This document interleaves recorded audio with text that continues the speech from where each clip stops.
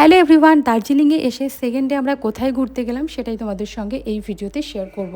হে everyone, good morning. আজকে যাচ্ছি আমরা ঘুরতে, আর এটা হচ্ছে আমার আজকের আউটফিট। এই সব ড্রেসে তোমরা আমাকে দেখতে পছন্দ নাই বা করতে পারো, কিন্তু আমার ভালো লাগে এবং আমি এইসব ড্রেস পরতে ভীষণই কমফোর্টেবল।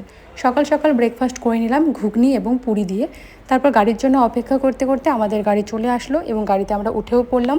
সবার ফার্স্ট আমরা চলে গেছিলাম জুতে। এরপর আমার ফোনের চার্জ ফুরিয়ে গেছিলো, আমি আর কোনো রকম ভিডিও ক্লিপ নিতে পারিনি।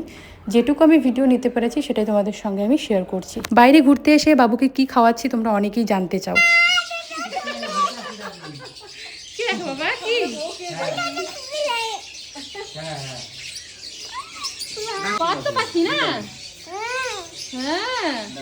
বাইরে ঘুরতে এসে আমার ছেলে তো ভীষণ খুশি।